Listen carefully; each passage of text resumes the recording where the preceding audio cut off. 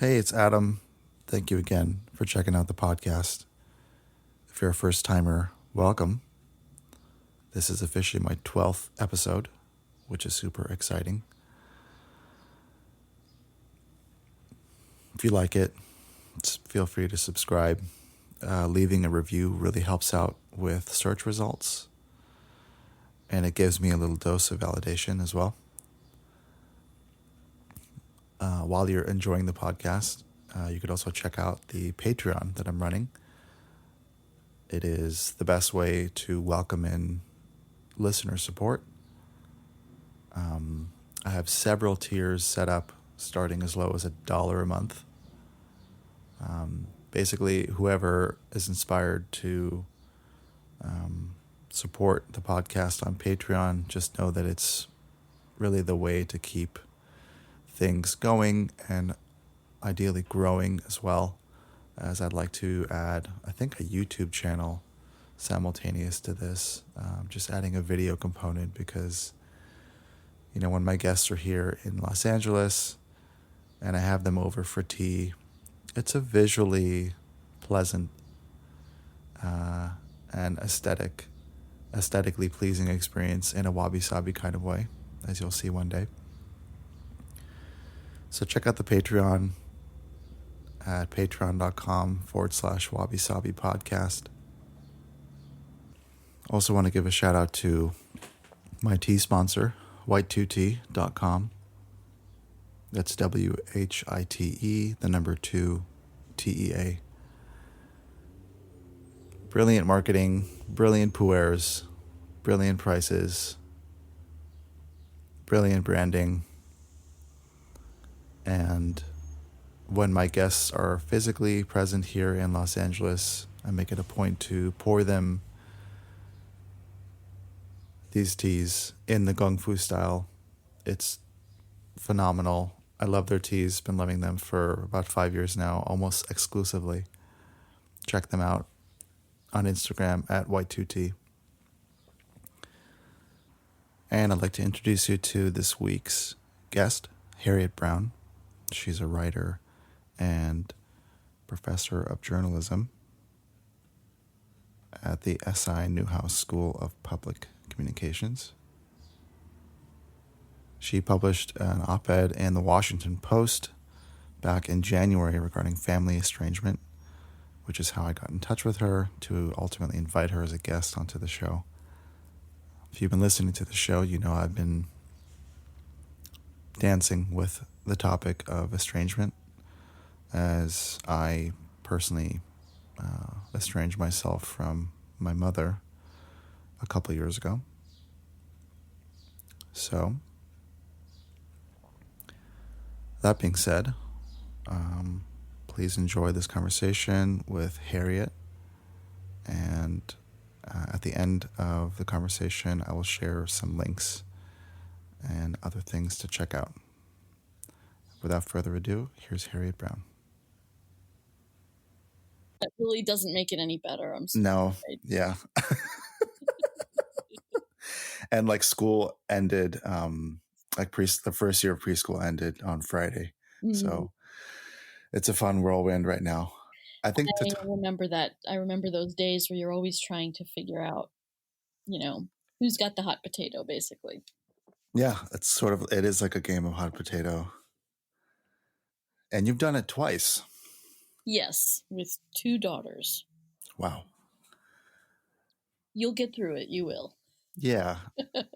Yeah. And then you'll miss these days. That's the funny thing. I hear that from every, from every friend who has grown up kids. Yeah. It's true. Yeah. Wow. Well, thank you for joining me this morning here in LA. I know it's already noon where you are in New York. It's my pleasure. I don't usually do like sort of introductions within a conversation, so I kind of like to open it up to every guest at the beginning of every conversation, just to, I guess, for posterity, for listeners, um, you know, who you are and what is it that you're doing in the world. Mm, sure. My name is Harriet Brown. I am a writer and journalist and also professor of journalism, but mostly I'm a writer, and I have written a lot for magazines and some newspapers and a lot of books, and mostly about issues that have to do with mental health or in some way giving voice to an issue or a group of people that don't get a lot of that. Um, yeah, so I have written a number of books, and the latest one is about family estrangement. It's called Shadow Daughter, and it's based in my own long estrangement with my mother, who died about 8 years ago. Um, but how that estrangement sort of came to be.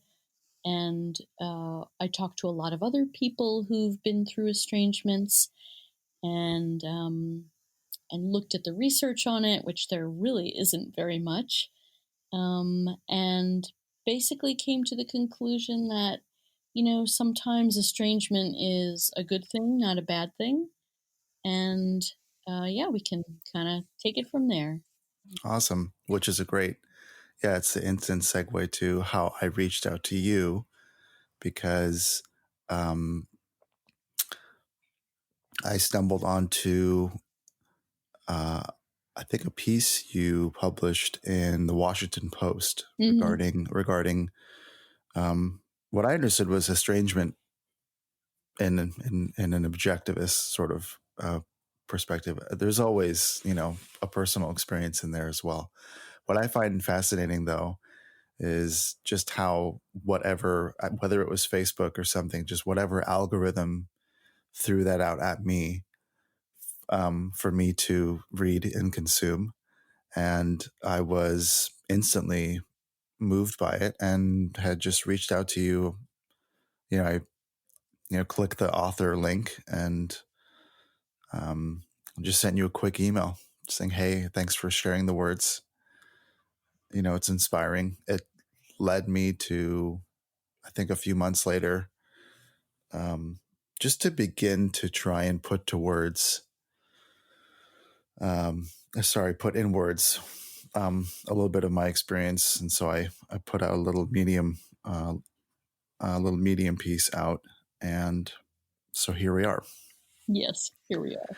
Um, how much research have you done on this subject? Well, it kind of depends what you mean by research. I think I've read every scholarly article there is on it. There aren't very many. There are only really two researchers in the entire world who I've found who sort of focus heavily on this. There are a few other researchers who sort of wander into this terrain in some way or another, or touch on it in one study or something, but it's not something that has been studied much, and if you go beyond the sort of scientific literature and look at the popular literature, like what are people writing about it, mostly what you find are a bunch of books, to meant to help people who have been estranged, whose grown kids or occasionally parents have said to them, I don't want you in my life anymore. And they're very hurt and upset and struggling with that. But they're just really, it seems like most of the field, and this would be like psychology, right? That's who's doing what research there is. And it Right. seems like sort of ground assumption has always been, well, look, if a family has got an estrangement, we need to heal that in some way. So people really haven't spent a lot of time and energy trying to sort of parse it more and figure out more, like, what causes these estrangements, and are they always terrible, and do they always need to be solved? Right. That's a really, that is fascinating to hear that there are really only two people who are specializing I in the know. topic that you've found. Um, I know it's a big world, right? And there's a lot of people out there researching various things. So it was kind of shocking to me too. it it it to I guess to me, what I know, and I'm though I'm like sort of steeped heavily in my experience. So just in my like severely subjective um, perspective, it seems like this topic maybe around the world is as taboo as I think it is. Hmm. It's Um, very taboo. yeah, yeah, and it's funny. I'm noticing right now, just in my body, that I very much I'm always sort of looking for, the right. That's a funny way of saying that, but just um, a space or a container in which to um, speak about the topic, because I personally know few people, very few people who um, are in my position. Hmm. Um, so I'm noticing, just even as I'm entering this space, I'm just a little bit, um, I guess, a little bit nervous. Mm. Nervous in the I want to dive in and um, share and explore, and just really led by inquiry, Hmm. because you've spent so much time dealing with and writing about the subject. What was your response like to your book? Um, the book and the Washington Post piece, the response has been pretty positive. And what I mean by positive is I think a lot of people feel the way you do. You have some kind of issue in your family. It's been going on for a long time in various, permutations. Things have happened. There's been a lot of emotional distress. It's not something we really talk about as a culture. I don't think a lot of cultures do really, because it is such a sort of primal directive, that the family should stay together, and for some good reasons, sort of, if you look at evolution. But so if you're in that situation, you don't get to hear about other people, you don't get to talk to other people. And both the I interviewed 50 people for the book, and most of them, and also people who have reached out to me since it's been published, have said, I sat and read this and cried, and it was like the first time I'd ever heard anyone put words on what I have experienced. Or, I didn't know other people also went through this, which is kind of astonishing in, 2019. So I think, along with that trepidation, I wonder if you will also feel some relief at being able to articulate some of this stuff. Yeah, absolutely. The to be able to, I guess, to begin to be able to articulate what I've experienced, and to not do it that's like purely awash in feelings, because it's so easy to charge a topic or a statement with raw emotion. It's super powerful, and to have enough I don't know, I'd say proverbial distance from I guess from like the Big Bang or Ground Zero or whatever you want to call it, where it allows me, or it has given me, enough sort of peace of mind, um, and old fashioned chutzpah to just like begin to begin to talk about it. Yeah, Um, yeah. Well, that's why and it took me so long to write about it. yeah, It's something I wanted to write for probably 25 years. And just kind of, it just, I knew when it was time, and I knew when it wasn't time. So, Um, may I ask how long were you dealing with, I guess, assuming what you refer to as just like toxicity in like that kind of family toxicity before you like uh, before you acted on it? well, I mean, things were always problematic in my family, Mm-hmm. and I basically dropped out of high school and left home when I was 16, pretty much for that reason. But I didn't actually finally and permanently say, that's it, I'm done, till, well, about 3 years before my mother died. So, really, only about 12 years ago. Mm-hmm. Before that, like a lot of people, we went through, times when we didn't speak to each other, times when there was a lot of anger, there was some kind of conflict, and then, we would try to patch things up. And, over and over and over again, we went through that. So I would say pretty much my whole life, Mm-hmm. like as far back as I remember, Mm-hmm. which, isn't everybody's experience. A lot of people say, oh, there was this conflict that just kind of grew and grew. But I don't know, a lot of the people I've talked to basically came to the conclusion at some point that whatever their relationship was with these family members, it was making their lives worse, not better. And Yeah. sort of come at that in some way. Yeah. But do you want to talk about your own experience?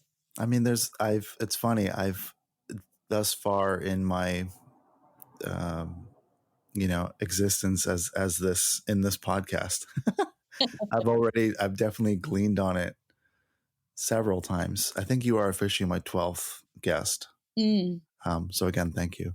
Um, and I've gleaned on it, from different angles. Um, I think there was like a general, like, just mother topic with a previous guest. Mm-hmm. Um, and she, God bless her, my friend and guest, previous guest, Malika, she kind of like pulled it out of me. Uh, She kind of egged me on, and I think I was, speaking about my mother with her for probably close to 25 minutes. mm, And, it's not from a place of like, I'm going to poo poo on, on the subject, but really just reflecting heavily, as that's, I find this type of a medium to be a interesting place for that, just really for reflection in general, whether it's soft or light, light or dark. mm, Just, the spaciousness and the whatever kind of container that's set up, with each respective guest. I, what I guess what I would like to start with in terms of sharing is just that to me, it still feels really fresh, fresh in the sense of, um, I, I laid down the gauntlet, mm, um, like pretty much 2 years ago, mm-hmm. give or take a few months. And um, it's funny. I'm always using a different metaphor when I say, because I don't say it as coldly as like I cut my mother off Mm-hmm. 2 years ago. Mm, Sometimes I say like I built the Great Wall of China, mm-hmm. or I'll use like a sort of I've been using interestingly enough a repeated wall metaphor.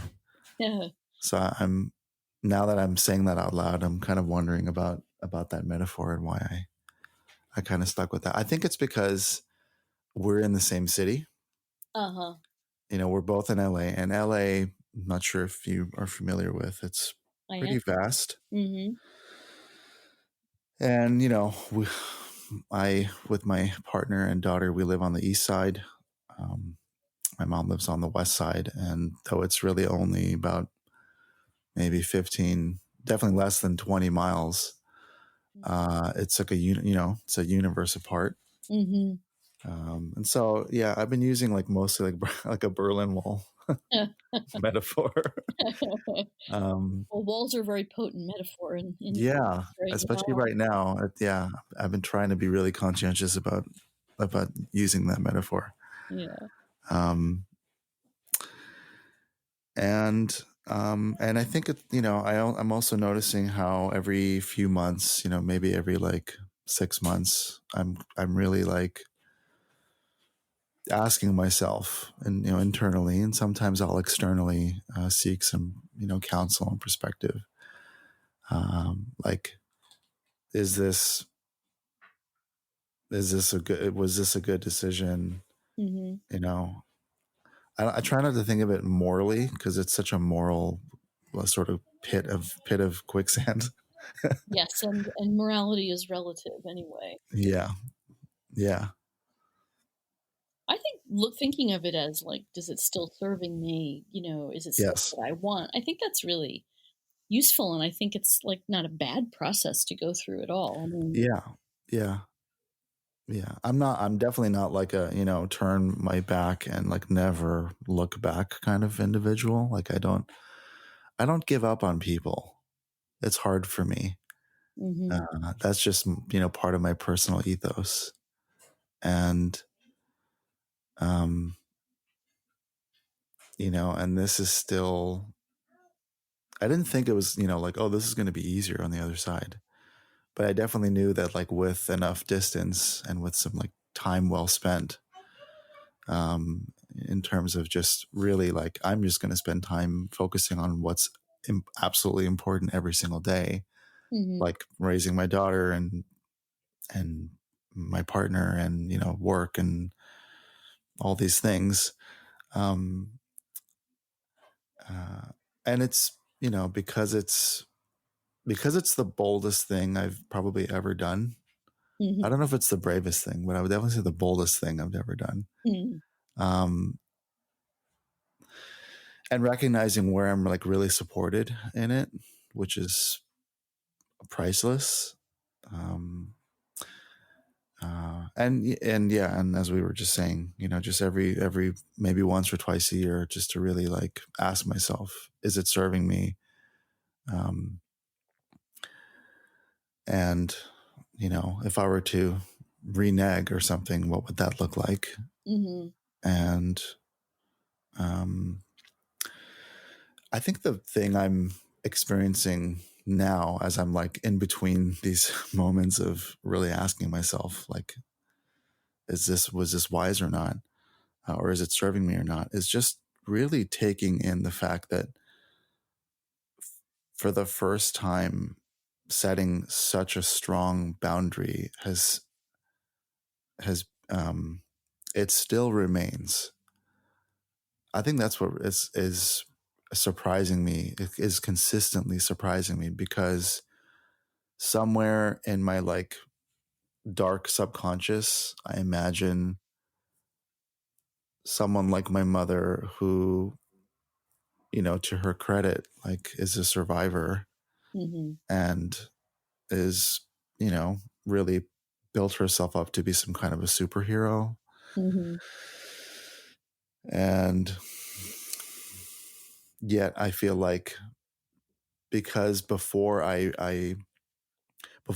discovered BPD, hmm I really thought like either she was just a pure narcissist, or maybe even was dealing with sort of bipolar disorder. hmm And so in that sort of framing of bipolar, I thought I'm dealing with sort of like a Jekyll Hyde type of scenario, hmm you know, where privately to me, she would have this tendency to just kind of turn into this caricature of like almost like a kind of a monstrous, you know, type of individual with, the right sort of like timbre, tone of voice, or Yeah. sort of staccato kind of like, Yeah. I don't know what the right terminology is. Just things that, I have developed into like things that trigger me. Yeah. Yeah. So, and then there's a completely different face on when, her, uh, her husband would be like in the picture. My So she remarried about 12 years ago and was single for 10 years after after she divorced my biological father. Mm-hmm. Um, I noted, and one of the things that helped me in, creating this scenario that I'm in now is recognizing that in that Jekyll Hyde scenario, that my um, stepfather really, whether he was conscious to it or not, really kind of enabled her behavior. And There's often an enabler in the picture. there's often an enabler, and in a weird sort of altruistic sense, like I'm actually grateful for that. I'm grateful that have they have each other, they have that kind of containment field, their bubble of reality Mm-hmm. that they're in, because I feel like if that wasn't there, she may be throwing rocks at my window. I have no idea. Yeah, you need someone to like soak up some of that Yeah. energy. And to be fully transparent, I am estranged. I've been estranged from him for 1 year longer than than with her. So Oh, we're not on good terms yeah, either. For better or for worse. yeah. But that being said, um, yeah, just recognizing recognizing, the perfection and the imperfection in all these scenarios, and having whatever modicum of gratitude I can have for the what is. Mm-hmm. And, um, really, I think the thing that I grapple with the most on a regular basis is just uh, thinking that, my daughter has one less grandparent. Um, and that's hard. And that's really just for me to grapple with. It's not like my daughter is asking, where's my grandmother? She really doesn't have a strong foundation of that person in her life. In the beginning, I really tried to um, have her be, a regular guest on the show, Uh-huh. and and um, and it was that time when these periods of excommunication and communication were happening like in a roller coaster sense. I'd go 1 month, 1 to 6 months of no contact, Mm-hmm. and then after whatever that period, if it's 2 months or 6 months, I'd kind of like twist back into a pretzel and tell myself, I'm an asshole because I'm excluding my grandmother from her granddaughter. Mm-hmm. And so the cycle, it would just be a cycle, a repetition that happened for really the first 18 months of my daughter's life. Yeah, Um, yeah. The researchers have a name for that kind of pattern. They call it chaotic dissociation, which it's a better, sums it that's a much better way of saying just being a contortionist, like up. chaotic disassociation. Yeah. And I bring it up because like you're not like your experience is very, very common. Yeah. Nobody just, the sort of media perception is that people, especially like there's a sort of narrative that says, well, these grown children, they're just not grateful for everything that these parents have done for them, and they just get like uppity about something and stalk off. And that's a very popular narrative, especially among parents who have been estranged. But that's not at all how it, I mean, I'm not going to say no one in the history of the world has ever done that, but that's really uncommon. Most people go through, like you, like me, years and years and years of this kind of back and forth and trying and then walking away, because we want it to work out. But, sometimes it just can't. Sometimes it just can't. Yep. Yeah. And I'm so curious because as a parent, you are, further down the line. What what was it like for, let's say, your daughters? Mm, good question. Well, I tried really hard. Like you, I had this like sense of guilt. I don't want to get in the way of this. I was really close to one of my grandmothers and grandfather, and I wanted my daughters to have that experience. So I thought, maybe my mother will be different with them because she's not their mother. And, she was pretty young when she had me. So maybe she's grown up and maybe our relationship is messed up, but she could still, And so I tried really hard to facilitate their own experiences with her. But, and I won't go into the details because it's in the book. I describe these things, but basically she like screwed the pooch with both of them. Like with each of them, she treated them so badly that they turned their back on her, like their own decisions. Obviously they were older at that point, teenagers and young adults, but she I know that she died thinking that I somehow got in the way of her relationship with them, but truly she did that herself through the things that she did, the things that she said, and the way she behaved to them. So, it would have been great if she hadn't, if she'd been able to sort of overcome whatever difficulty she had with me. But the truth is, I think the difficulty was her. Real, I mean, not that I didn't contribute to it, because I'm sure that I did, but for whatever reason, she just couldn't do it. Yeah.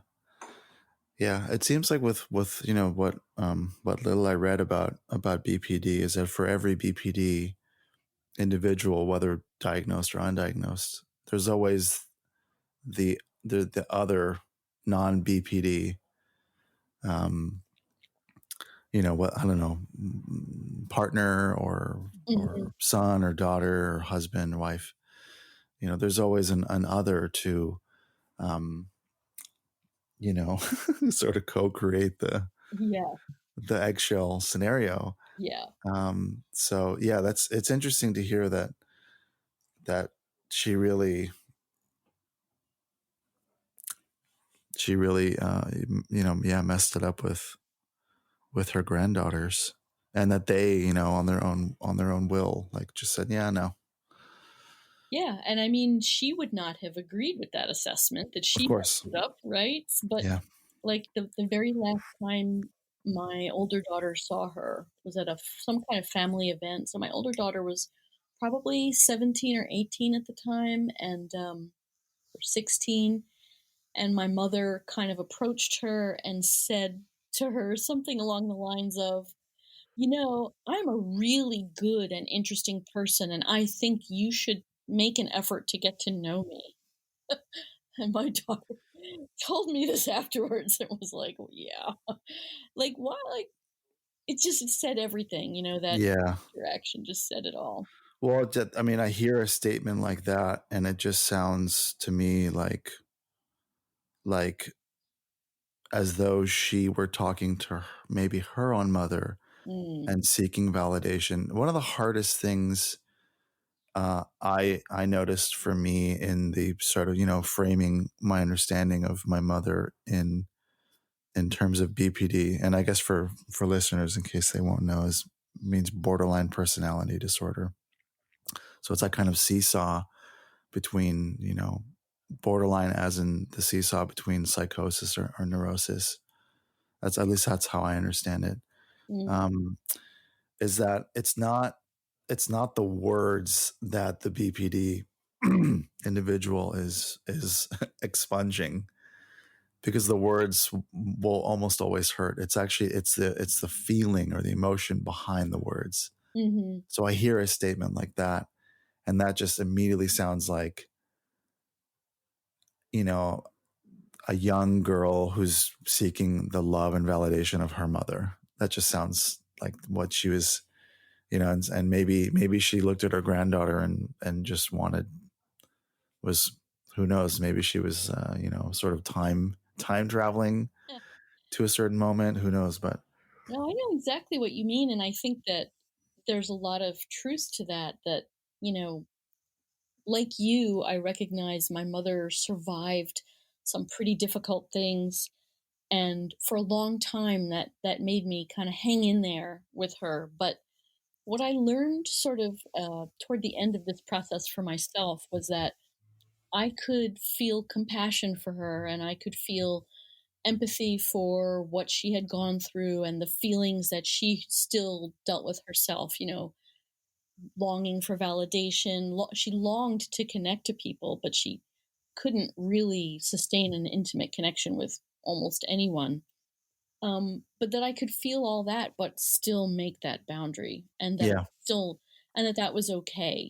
That I think if you make that boundary out of rage, which is what I did for a long time, that feels really terrible. But to be able to say to myself, if not to her, like, you're a human being, and I respect some of what you've done in your life, but I can't have you in my life for my own mental health. That was a big shift for me. yeah. And I think for a lot of the people I talk to, sort of that's what a lot of that chaotic dissociation is about kind of working through your own anger and hurt and whatever things you're feeling, and then still coming to arrive at this place where you're like, I will die in some way if this goes on, whether it's like emotionally or sometimes literally. Yeah, yeah, yeah. I, you know, yeah, only, yeah, I can only speak subjectively, but it's like, I can't, I can say that I tried pretty much everything else. Yeah. I went into, I wouldn't say rigorous, but I went into like sort of co-counseling with her on a number of occasions, sometimes with her husband, Hmm. which is what led to the ultimate cutting him off, because in one of those sessions, when in probably one of my bravest moments, was like, honestly, I think you're enabling her. Mm. And I hope, looking back in reflection, I hope I didn't say that in like a, in like a offensive mafiosa kind of way. Like I'm eliciting a response. Hmm. But then this individual who, um, I'm also noticing and talking about him that I'm trying to disassociate myself from him. But he like suddenly turned into like, a 900-pound gorilla, and was being very uh, vulgar and super upset. And in literally a window of 3 seconds, I noticed in the first second of that 3 seconds, I was like, oh, you have daddy issues. I'm not that person for you. And then the remaining 2 seconds, I said, if you're escalating this, I'm walking out of the door. And I feel like that was more like sort of primal mammalian, more, or maybe even reptilian mind, where it was just like, I literally don't have the confrontation in me to like get in a yelling match Yeah. with a 66-year-old, you know, man, who's had a life of trauma that's different from mine. Yeah. And I'm not going to stand for it. And I walked out of the door, and it was pretty terrifying, but also like, simultaneously like liberating. Hmm. And it, again, for all of our faults, it made things very clear. And for that clarity, I'm grateful, even though the clarity came, at a cost. Yeah. I it's interesting when you say, when you were, to go back to 2 minutes ago when you were talking about like how your mother used whatever specific terms to your daughters.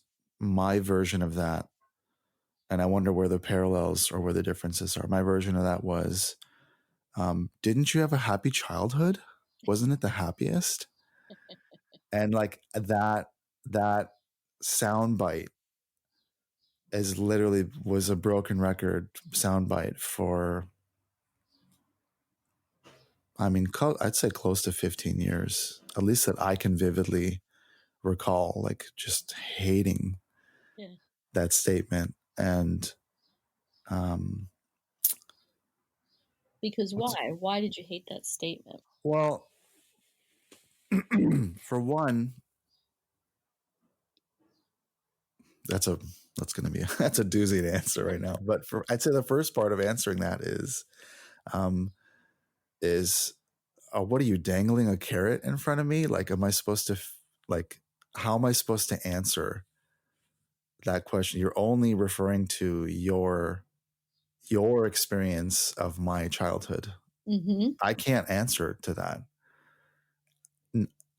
Also, I have to add, I don't have a lot of memories before, or a lot of vivid memories before like age like 7 or 8. Yeah. And I wonder if that's me blocking out some things, or that's me processing, a number of memories. I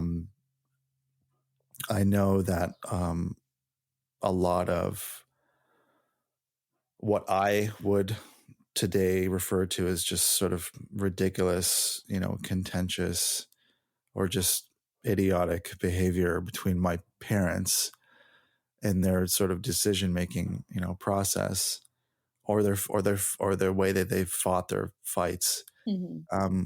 You know, they would, I would just, I guess they individually, they may think that, oh, well, he was young. He probably didn't remember. Oh, he hopefully didn't remember, A, B, C, D. But I think somewhere I do. And that's why I don't have a lot of vivid early memories. And that's That's, pretty common, actually. yeah. That's pretty common for people who grew up in with some kind of trauma. Yeah. Um, I have a question Mm. that I'm curious to ask to your research, Mm-hmm. your personal research on the topic is, um, in the people that you interviewed, what was a ratio of like, men to women? Well, it wasn't like a scientific survey, Yeah. study. So I talked with a lot more women than men, but I don't know why that is. I don't know if that's just the circles that I wound up in, or, the research says that men are pretty much just as likely to be estranged as women, although I think there are other differences. But yeah, so just I happen to speak with more women, but I definitely talked with a number of men and some of their stories. Honestly, one guy I talked to in the UK, so we talked over Skype, and I mean, it was like a 3-hour conversation. It was, once he got going and telling me his story and parsing all his feelings, he just like, I don't know that he'd ever had the opportunity to do that before, and it was something he clearly needed to do. So, Having a catharsis in a 3-hour Skype talk. Yeah. yeah, yeah, it was, well, every conversation I had about this pretty much was very intense for one reason or another. Yeah. So, so yeah, so I think, and again, the research says, I think it says that men are more inclined to be estranged from their fathers, Mm-hmm. but a lot of the great majority of the people I talked to were estranged from their mothers. So again, I don't know if that's not a scientific sample. So make of it what you will, but Mm-hmm. I heard a lot of mother stories, really a Mm-hmm. lot. Mm-hmm. Yeah, and that sounds like it really speaks to just, culturally where we are, as a society. A lot of dads are sort of, in the I guess the sort of breaking down of the current paradigm of masculinity and narcissism. Two things that are very loud right now Yes, in our country. yeah. Um, Oy.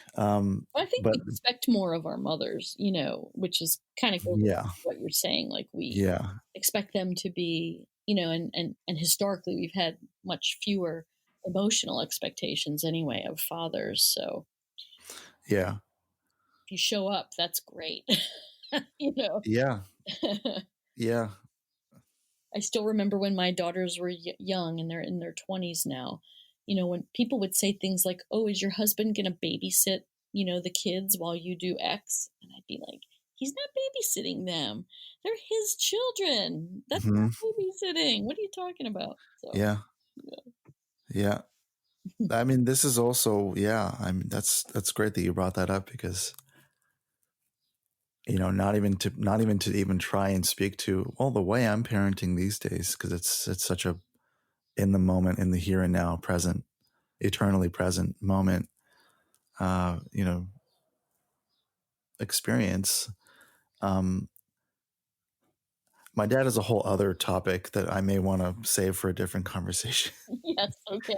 Fair enough. because I'm sort of jogging back and forth in my mind, like I don't know what to do with him because we have a like anything else, it's a complicated relationship. When they divorced, he was, in my perspective, in my experience as a 12-year-old, he suddenly disappeared. Yeah, He wasn't physically around, yeah, and there was radio silence for a decade. yeah. And then at 22, so I was 22, and then through my own, hero's journey of inquiry, I got in touch with him. I got his phone number. Um, Extended families are interesting for that, but and got in touch with him, and now we've been in touch and in some form of relationship for now longer than when we were. I don't know if the right word is estranged or alienated. I don't even know what the terminology is. Yeah, maybe alienated. Maybe alienated, which was also, looking back, is orchestrated by, or I guess maybe conducted by my mother. Yeah, But and for her reasons, yeah. everybody has their reasons. But um, I'm unhappy with the shape of my relationship with my dad because he is unreliable, unrelatable sometimes, other times very relatable, Hmm. but relatable in a buddy kind of way. The way he's designed his current life with me, or with us, me as in me and my family now, Hmm. is like, occasionally you may fly in from planet X once a year Hmm. on your terms entirely. Hmm. One time he just knocked on the door Oh, wow. and it was like, hey, it's really great to see you, but we need a heads up. We have a routine, we have a system going. Okay. So, and I'm noticing, like, okay, so there are aspects of sort of aspects of narcissism that I could recognize, or ways in which that kind of like friendliness is actually like kind of manipulative, so on and so forth. Hmm. But the bottom line is, I don't know what to do with him. And, it's funny. I was going to maybe write something about this for Father's Day in the same way that I wrote something for Mother's Day, Hmm. to try and just get those feelings out. But actually, I'm still really hazy with my feelings. And um, Well, yeah, time, there's time. there's time. And sometimes you Um, have to take the time. yeah, yeah, absolutely, very much feel like I have to take the time and not act on just pure raw emotion because Yeah, that never feels good. no. Um, huh. So, um, so how long have you been a professor of journalism? Oh, 11 years. 11 years. And so I'm assuming you studied journalism in school? No, I actually never did study journalism. Hmm. I came up before journalism schools were like a thing, really, and Got it. I learned in the field, and yeah, worked at a lot of different magazines, and kind of learned from my peers and taught myself, and which is what people used to do before there was journalism school. Right. Everything was DIY and by actual experience. Yeah, pretty much. So the day I taught my first class at journalism school was the first day I'd ever been in a journalism classroom, which is kind of funny, but That's great. yeah, yeah. It took me a while to realize, okay, I do know what I'm doing. I do have Yeah. something to say. I can teach this. So yeah, it's funny. Yeah. You know, so I guess my next natural question would be like, how do you view journalism being the hornet's nest that it is today? I, What? that's a whole other conversation. Yeah, that's an entirely other conversation. Yeah. It is, but you know, all I'll say about that is that times of innovation often wind up being very positive for an industry or a field, but it doesn't mean it's an easy thing. And so, there's a lot of collateral damage, basically. Yeah. Yeah.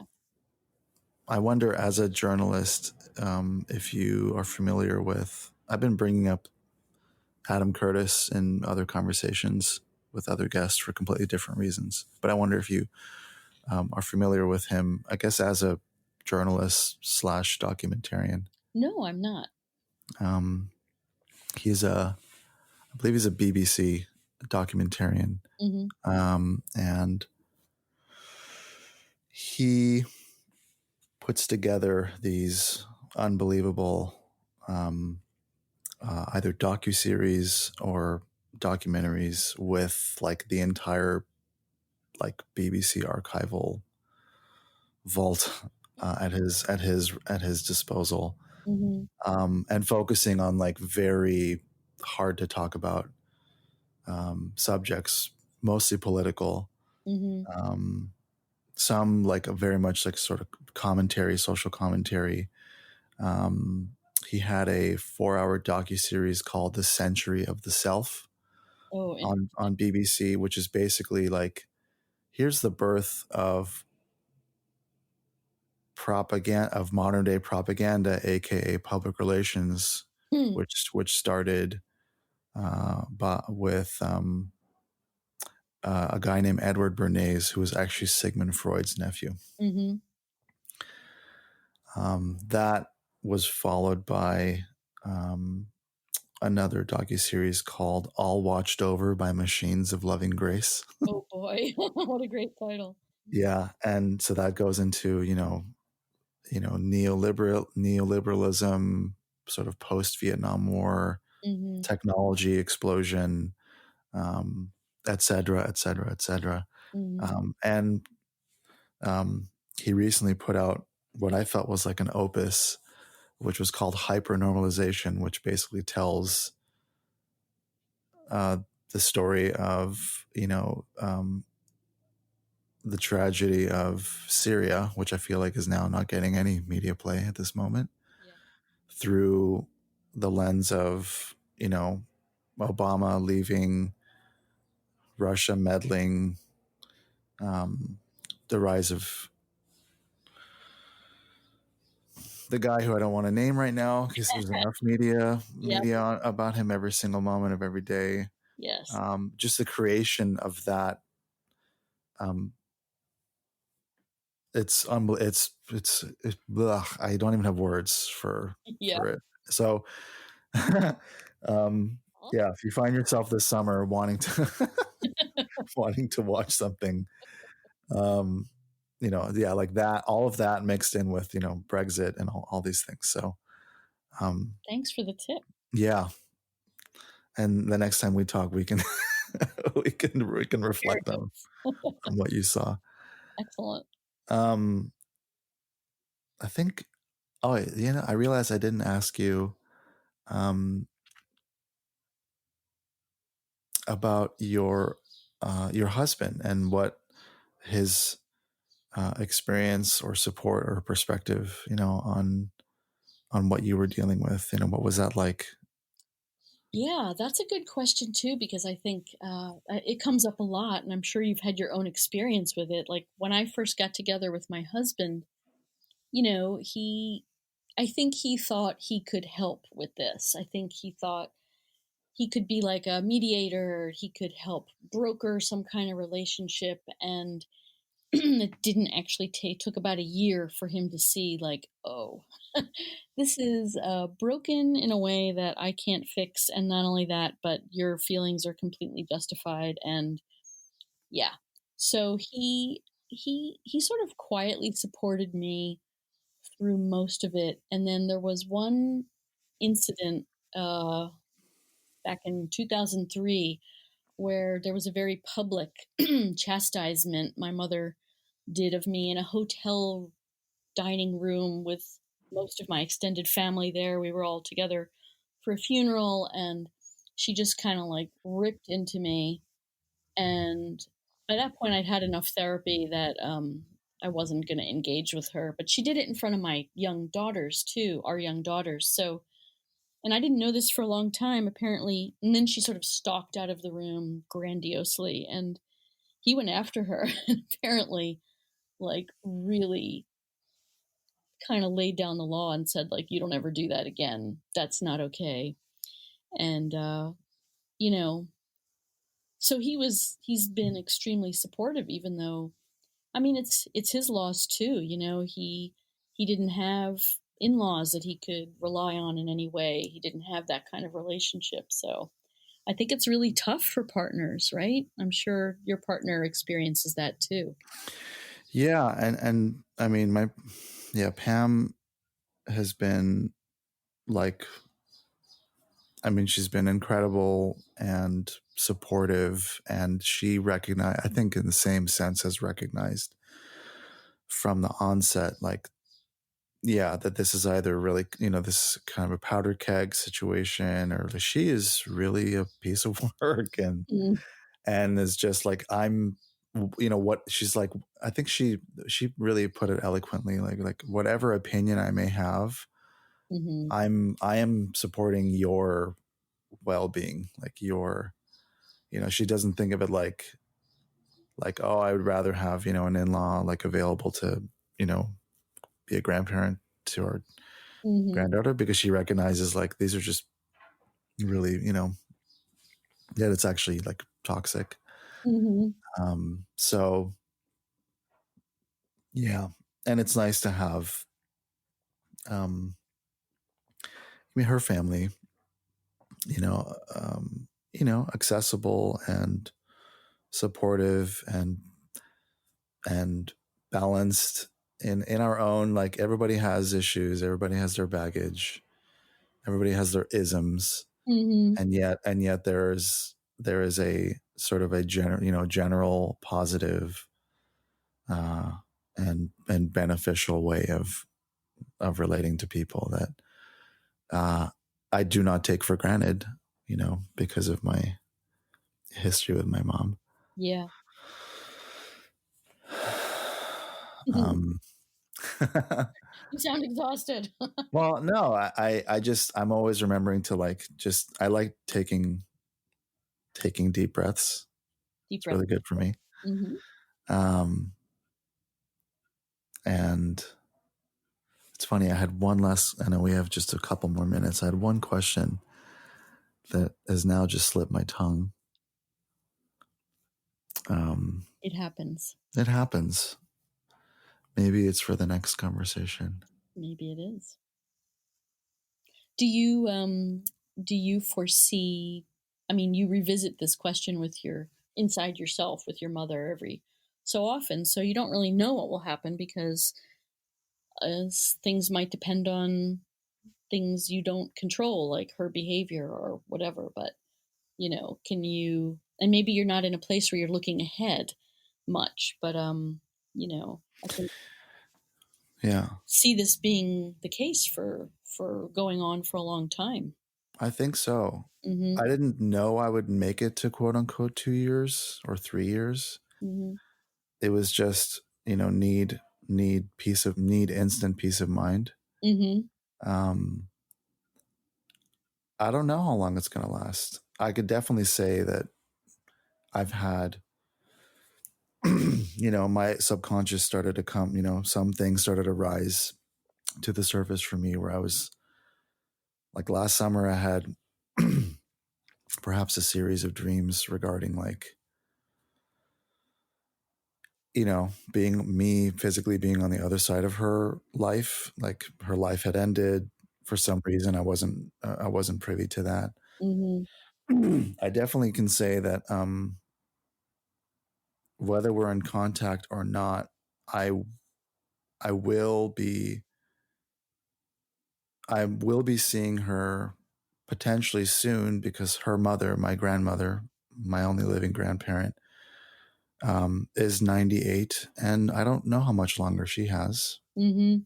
Um, could be years or could be less than that, but whenever she departs, this party we call Earth, I'll be there Yeah. and whether my mother will invite me or expect me to some memorial or something. Maybe my brother will. Oh, that's what it was. I Mm. was I was curious if you had siblings. That experience. Yeah. I'll give you the very short answer. I have a sister uh-huh. who, definitely experienced some of the same things I did, but, uh, especially since our mother died, has, you know, idealized her and her relationship, and just, for whatever reasons, she needs to believe that our mother was a wonderful parent. And, even though while we were going through it, she clearly didn't always think that. So, it's definitely put a huge strain in our relationship, which is sad, but it's kind of how it goes. Yeah. Yeah. I wonder if in the parlance of BPD-isms, I wonder if your mom had tried to pit you two, against in that kind of like scapegoat and the golden child. I don't know if Yeah. you got that. Yeah. She definitely, yeah. And she definitely did.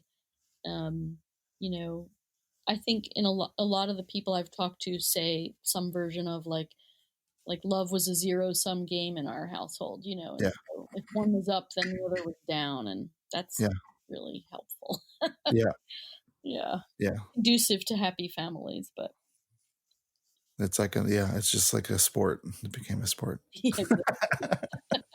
I guess we'll end it on I guess we'll end it on that on that note.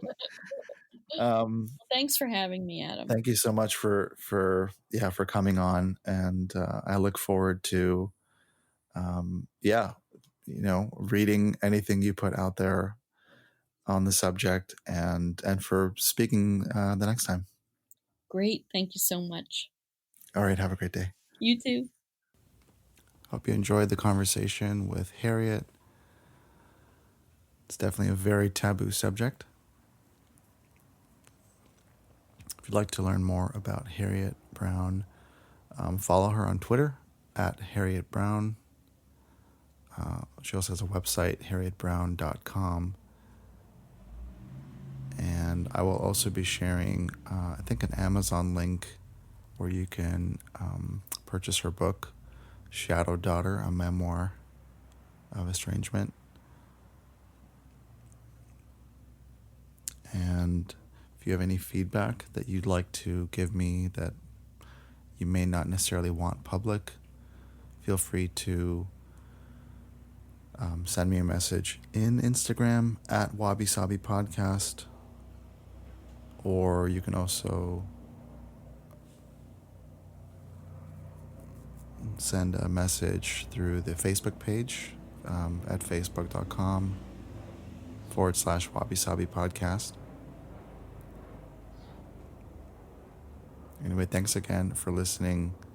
Feel free to subscribe to the show, leave a review as it helps search results.